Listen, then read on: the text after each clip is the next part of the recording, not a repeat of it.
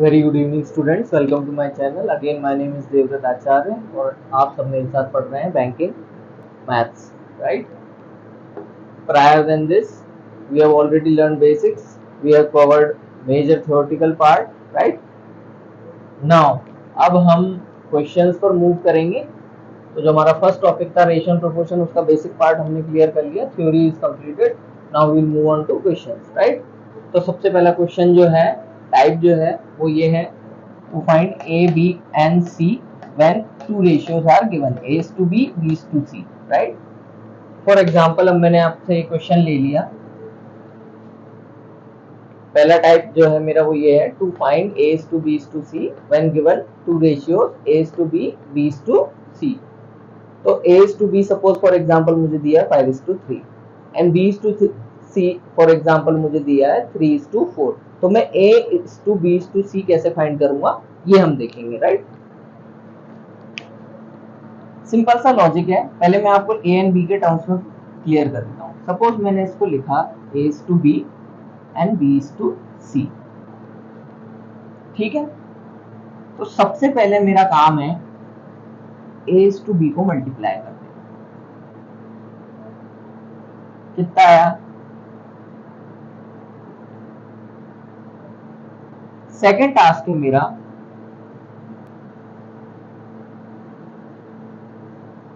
B is to B को multiply कर देना। क्या है मेरा? 3। थर्ड टास्क है मेरा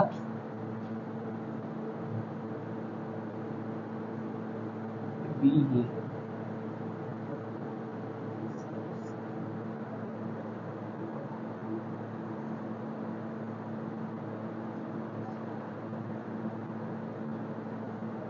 क्या है मेरे पास रिजल्ट 5, 9 और 12।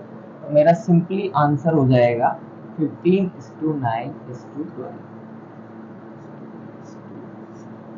अब मैं इसको रिड्यूस कर सकता हूँ लोएस्ट टर्म।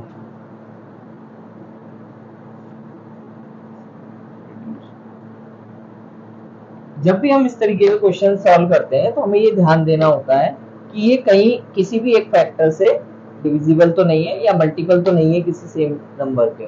तो यहाँ पर मुझे दिख रहा है कि ये 12, 9 और 15 3 की टेबल में आते हैं, तो मैं इनको और रिड्यूस कर दूंगा, छोटा कर दूंगा। 3 5 15, 3 3 9, 3 4 12। तो मेरा रेशियो क्या आ गया? Is to B is to C, 5:3:4। Clear है?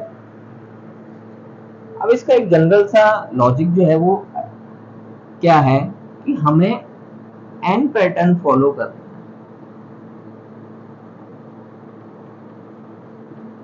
कैसे? जब मैं A to B, B to C लिख रहा हूं, फर्स्ट सेकंड में भी मैं A B B C, third में भी मैं लिख रहा हूं A B B C, तो जो मेरा पैटर्न ऑब्जर्व होगा वो क्या होगा? देखो,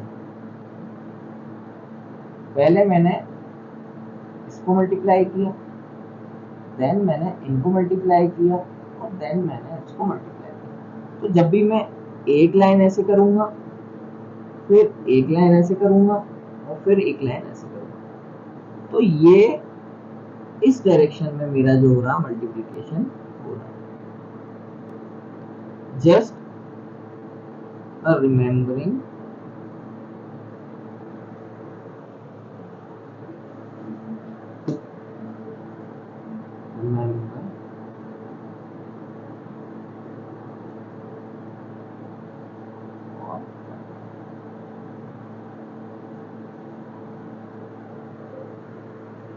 क्लियर है?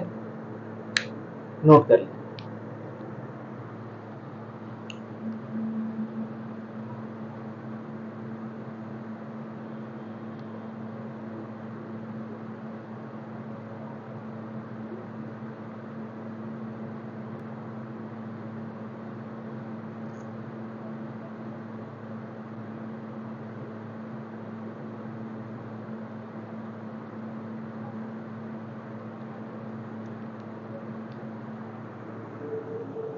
मूव करें।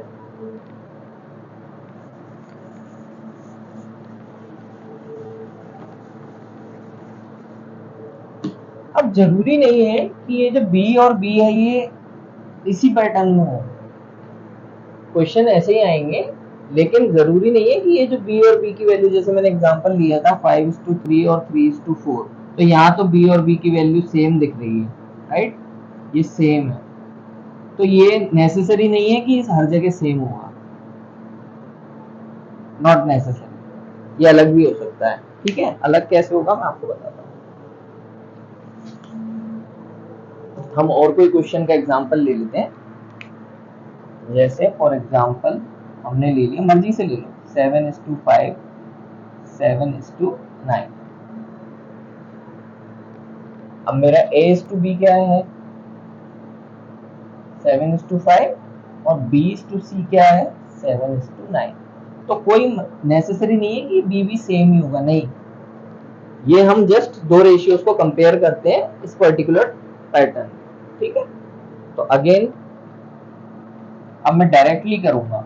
सबसे पहले मुझे क्या करना है, फर्स्ट स्टेप मेरा 7:7, सेकंड स्टेप मेरा 7:5, थर्ड स्टेप मेरा 5:9, बस ये निकाल लूंगा 49, 35 और 45। मैं चेक कर लूंगा कि अगर ये किसी से डिविजिबल होंगे तीनों एक साथ, तो हम उसको डिवाइड करके लोएस्ट टर्म में रिड्यूस कर देंगे, अगर नहीं होंगे तो हम डायरेक्टली हमारा आंसर लिख देंगे। तो यहाँ पर मेरा डायरेक्टली आंसर क्या आ जाएगा, A:B:C क्या आ जाएगा, 49:35:45। क्लियर है। अब what if terms are bigger, किसी ने सोचा है, अभी तो ये तो इजी टर्म्स है, छोटे छोटे टर्म्स है, बड़ी टर्म्स आ गई तो तब हम क्या करेंगे, तो उसका भी मैं आपको प्रोसीजर बताता हूँ।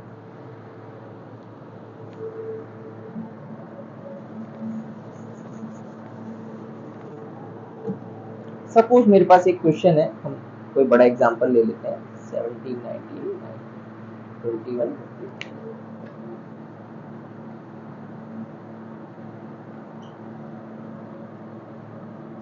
टर्म्स मेरी बड़ी हो गई, दिख रहा है, वैल्यूज आर और टर्म्स बिग। तो जब हमारी टर्म्स बड़ी होती हैं तो जाहिर सी बात है कि हमारा मल्टीप्लिकेशन जो होगा वो भी क्या होगा, बिगर वैल्यूज में होगा। यहाँ पर मुझे जो मल्टीप्लाई करना पड़ेगा A:B, B:C के हिसाब से, सबसे पहले मैं क्या करूंगा, AB फाइंड करूंगा, फिर B² फाइंड करूंगा, फिर BC फाइंड करूंगा। अब ये नई ट्रिक नहीं है, वही चीज है, AB मतलब A:B, B² मतलब B:B, और BC मतलब B:C, ठीक है। तो कैसे भी हम याद कर सकते हैं, वो हमारे ऊपर है। अब आते हैं क्वेश्चन पे। यस, पहले होगा 17:21, सेकंड केस में होगा 19:21, एंड थर्ड केस में होगा 23:90 या 19:23, एक ही बात, ठीक है। अब इसमें मैं कैसे करूंगा, यहाँ पर मैं अपनी ट्रिक्स यूज कर सकता हूं, या फिर मुझे क्या चाहिए, मेरी मल्टीप्लिकेशन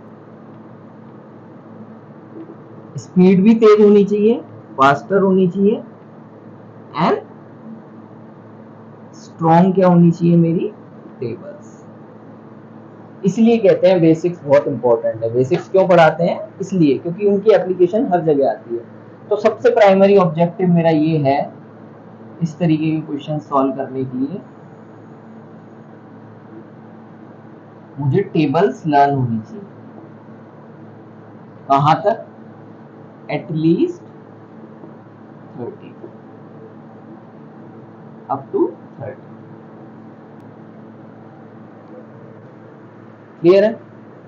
दूसरा, हम अपना IQ एंड ट्रिक यूज कर सकते हैं। कैसे, यहां पर मैं क्या करूंगा, 17:20 मेरे लिए इजी है टू पिक, इन दोनों में से मैंने 17:20 पिक कर लिया, सीधा मेरा आ जाएगा 340, राइट। एक मेरा 17 ऑलरेडी है, तो यहाँ पे मेरे आंसर क्या आ गया, 356। दूसरा तरीका मैं ऐसे इस्तेमाल कर सकता हूँ, either I can learn tables very well if I have good IQ or good memory power, or I can use my other way, or I can find out some other ways to solve these particular types. Okay. Similarly, 19 into 21 में मैं 19 into 20 pick कर लूंगा, 380 plus again 90 आ जाएगा, तो यहाँ मेरा क्या आ गया 90 है। थर्ड केस में अब ये दोनों ही टफ हैं, तो टफ कुछ नहीं है, मैंने अपना वे बदल लिया।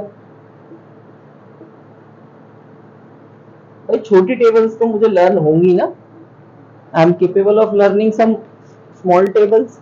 20 तक तो सबको ही याद होती है, मुझे पता है 19 से 57 होता है, 19 टू 38 होता है, 380 प्लस 57, ये मेरी वैल्यू आ गई, तो इजी हो गया। अब यहाँ पे मैं डायरेक्टली क्या लिखूंगा, a is to b is to c equals to कितना आ गया मेरा 357 is to 399 is to 437, तीनों की वैल्यू में लिख दूंगा यहाँ, ये मेरा आंसर हो जाएगा। If reduce to lowest term,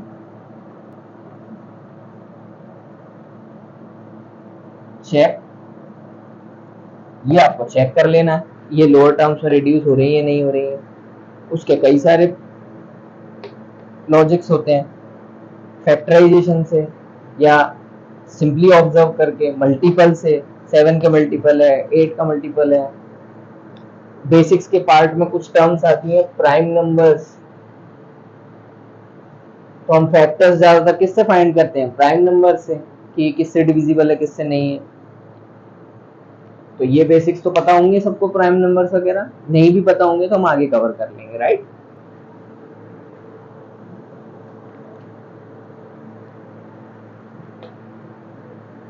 अब इसका एक टाइप और है, अगर हमारे पास फ्रैक्शंस आ जाते हैं तो हम क्या करते हैं, ये आप नोट कर लो, फिर मैं एक फ्रैक्शंस का क्वेश्चन बता दूंगा।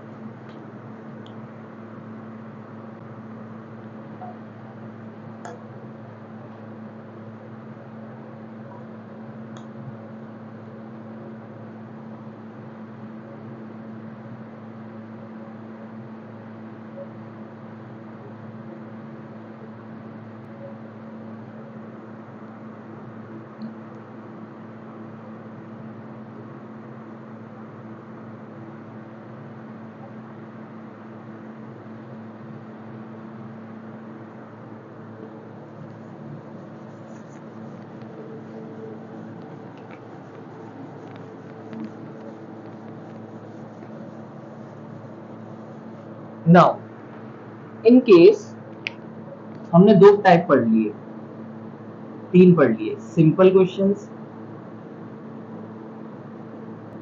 Second questions with bigger values,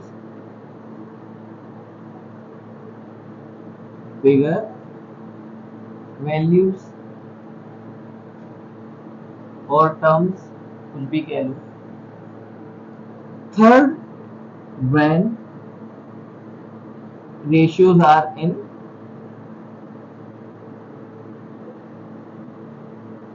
fraction।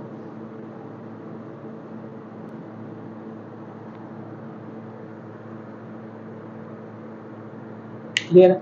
Simple question में तो कुछ नहीं करना, सिंपल क्वेश्चन में मुझे क्या क्या पैटर्न ऑब्जर्व करना है, ये यहां से स्टार्ट करना है, यहां आना है, फिर अगेन यहां से स्टार्ट करना है, यहां जाना है, फिर अगेन यहां से स्टार्ट करना है, यहां आना है, ये मेरा सिंपल का case. Second, use multiplication tricks, learn tables,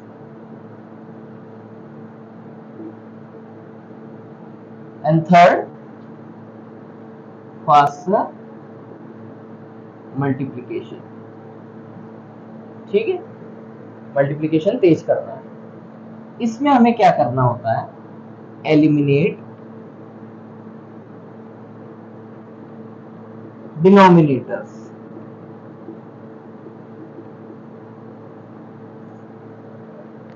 जैसे अब इसका एक क्वेश्चन ले लेते हैं, क्या था हमारे पास 1/2 to 3 एंड सेकेंड पार्ट क्या है 2/3 is to 1। छोटे फ्रैक्शन से स्टार्ट इसलिए करा है कि हमें अंडरस्टैंडिंग में इजीनेस हो। ठीक है, सिंपल क्वेश्चंस में तो डायरेक्टली मुझे ये पैटर्न ऑब्जर्व करना है और सॉल्व कर लेना है। सेकंड, जब बड़ी वैल्यूज आएंगी, बिगर वैल्यूज आएंगी, we need to use multiplication tricks और अपनी स्ट्रेटजी से आप उसको सॉल्व कर सकते हो या टेबल्स लर्न कर ले। थर्ड पार्ट है eliminate the denominators, how and let you know. जैसा कि यहाँ पर 1/2 and 2/3 are in fractions, 1/2 and 2/3 are in fractions.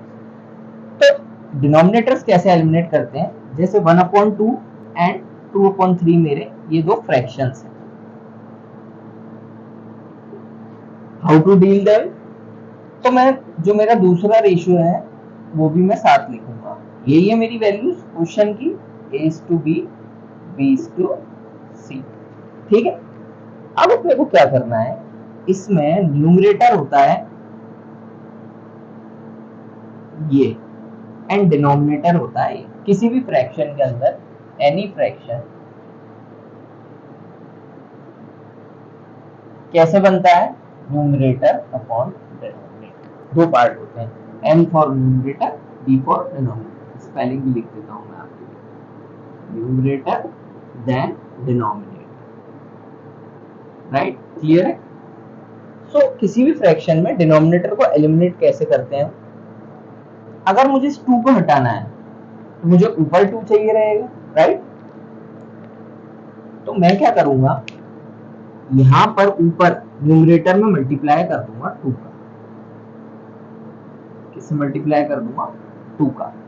तो ये जो है मेरा 2 से 2 कैंसिल हो जाएगा। लेकिन रेशियो मेरा दो पार्ट से बनता है, LHS is to RHS। यहां दिख नहीं रहा, मैं वहां बताता हूं।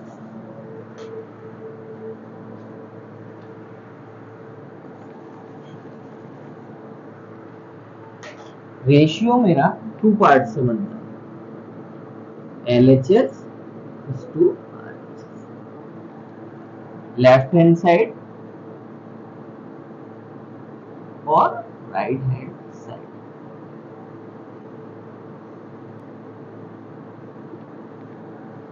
तो अगर मैं LHS में 2 का मल्टीप्लाई करूंगा यहाँ, तो मुझे RHS में भी 2 का मल्टीप्लाई करना पड़ेगा, दोनों साइड होगा। तो यहां पर मेरा डिनोमिनेटर हट गया, ओनली बचा 1, क्योंकि 1/1 को हम 1:1 ही लिखेंगे। ठीक है, 1/1 ही लिखेंगे।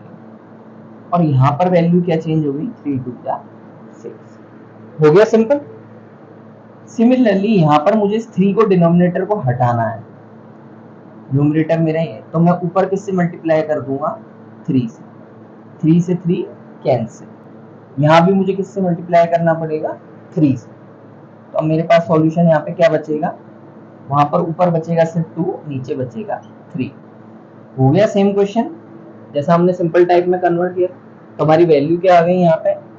ये क्वेश्चन किस में कन्वर्ट हो गया? 1:6, 2:, सॉल्व हम वैसे ही करेंगे, 1 × 2, 2 × 6, 6 × 3, क्या आया? 2:12 18। यहां मैंने डायरेक्टली रेशियो ले लिया। अब ऑब्जर्व करने वाली बात क्या है कि ये लोएस्ट टर्म में रिड्यूस होगा, और रिड्यूस का मतलब हमें इसको और छोटा करना पड़ेगा। तो 2 × 1 = 2, 2 × 6 = 12, 2 × 9 = 18। तो क्या आ गया मेरा आंसर? A/B/C क्या आ गया? 1:6:9। किसी को कोई भी डाउट? तो जनरली हमारे इस टाइप के 3 पैटर्न बनते हैं। पहला सिंपल में आ जाएगा, आपको कुछ नहीं करना, बस ये लॉजिक अप्लाई कर देना, राइट? जरूरी नहीं है कि यही क्वेश्चंस आएंगे, हमें किसी को नहीं पता होता एक्चुअल क्वेश्चन क्या आएगा एग्जाम, लेकिन हम तैयारी करते हैं पर्टिकुलर पैटर्न के हिसाब से, right? So we are following that pattern. सबसे पहले रेशियो में हम यहीं से स्टार्ट करते हैं, और ये मैंने आपको बताया। कोई डाउट नहीं? तो सबसे पहले हमारा सिंपल क्वेश्चन डायरेक्टली सॉल्व कर लेना। अब हम बेसिक्स पढ़ते हैं और डिटेल में इसलिए पढ़ते हैं कि कई बच्चों को नहीं समझ में आ पाता कि हुआ कैसे। जब हम एक बार करने लगते हैं तो हमारी प्रैक्टिस बन जाती है, and once we practice daily हमारी स्पीड इंप्रूव हो जाती है, and we are automatically able to do this kind of question, such question become easy for us. ठीक है, तो कुछ भी हार्ड नहीं होता है, हम जैसे जैसे प्रैक्टिस करते जाते हैं थिंग्स गेट इजियर। कोई डाउट? तो केस 1 ये है। ठीक है, नेक्स्ट इसके बाद में आपको केस बताऊंगा, जब तक आप ये नोट कर लीजिए।